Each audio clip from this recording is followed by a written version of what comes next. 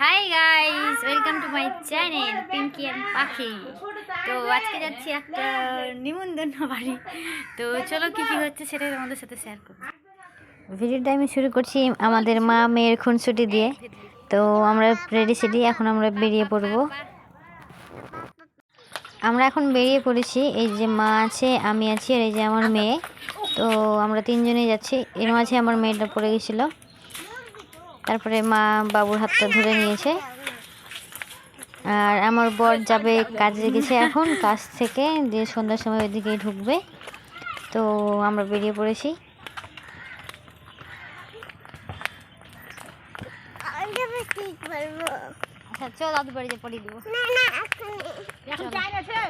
তারপরে এই যে দেখো, আমরা দাদুর বাড়ি এখানে চলে এসেছি। এদিকে আমার মামি চলে এসেছিলো, আর এই যে আমার দিদা। তো এই যে আমরা এখন যাচ্ছি দাদুর বাড়ি। এখানেই আসার কথা ছিল আমাদের আজকে। তো আমার মেয়েটা তো আসতেই চাইছিল না, খুব কাঁদছিল। কিন্তু ওর মামিকে দেখে নেওয়ার পর দেখো কীভাবে দৌড়াতে দৌড়াতে যাচ্ছে ওর মামির কাছে। আর যেই দেখো একবার ওর মামির কোলে লাফিয়ে উঠে গেছে।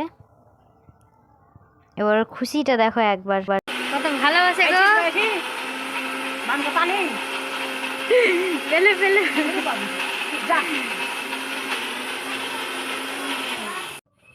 আর এদিকে আমার মামিকে দেখো নাইটি পরে, ভিডিও তো করে নিয়েছি, জানি না কি। আর এদিকে আমার দিদা, মানে আমার দিদার বোন, ও দিদা হয়।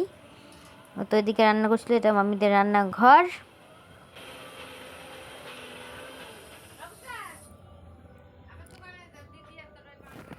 আর এই যে এখানে আমার মেজো মামার মেয়ে জুই,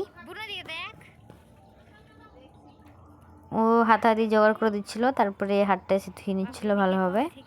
আর এদিকে দেখো আমার দিদা কাপড় মেলতে এসছে। তোমাদেরকে এখানে একটা কথা বলি, যখন আমার দাদু বেঁচে ছিল তখন এই ঘরটা কি সুন্দর ছিল। এই ঘরটাতে এসে আমরা থাকতাম, মানে যখন আমরা আগে হরিশ্চন্দ্রপুরে থাকতাম, তো এসে আমাদের এই ঘরটা ছিল, এই ঘরটাই ছিল প্রধান, যে ঘরটাতে সবাই থাকতো। আর ওই যে কর্নারটাতে ওখানে টিভি রাখা থাকতো। দাদু নেই, আর দাদু যাওয়া 4 বছর হয়ে গেল। ঘরটা কি থেকে কি হয়ে গেছে।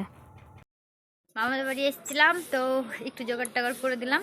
তারপরে এখন যাবো একটু মায়ের সাথে দেখা করতে মাদের বাড়ি। তো চলো মাদের বাড়ি দেখা হচ্ছে। হে গাইস, মাদের বাড়িতে চলে এসেছি। দিয়ে মামির বাড়িতে ড্রেস চেঞ্জ করেছি, দেখো পরে নাইটি পরে লেছি। আর আমার মেয়েটার অবস্থা দেখো কি ছিল আর কি হলো। কিছু বল বেটা, হাই বলো, হাই লাগছে।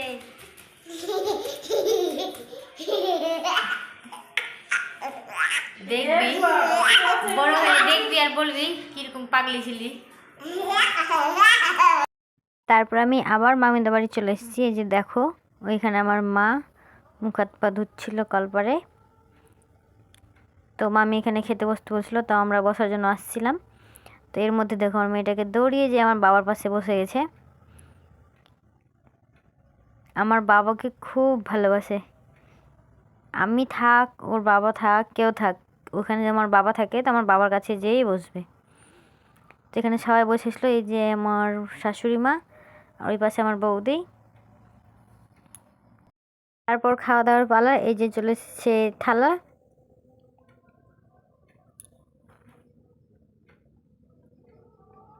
আর এই যে আমার মেয়েটা, ও শুধু জল তেষ্টাই পেয়ে যায় সব সময়। তো এই তো এখন জল খাওয়া শুরু, ভাত খাওয়ার আগেই।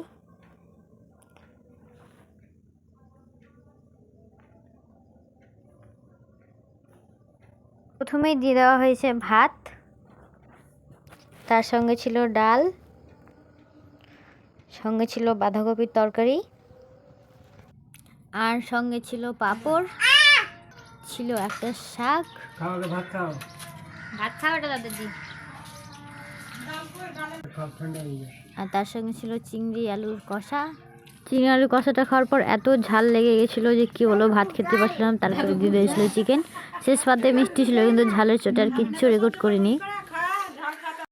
তারপরে কাছ থেকে আসার পর এই যে এখানে আমার দাদা আর আমার হাজবেন্ড বসে গেছে খেতে। মামি ওদেরকে খাওয়ার দাওয়া দিচ্ছিল। বলো দাদা কেমন হয়েছে, বল বল বল। একটু দেখ। আমার দাদা তো ঝালের চোটে কিছু বলতেই পারছিল না।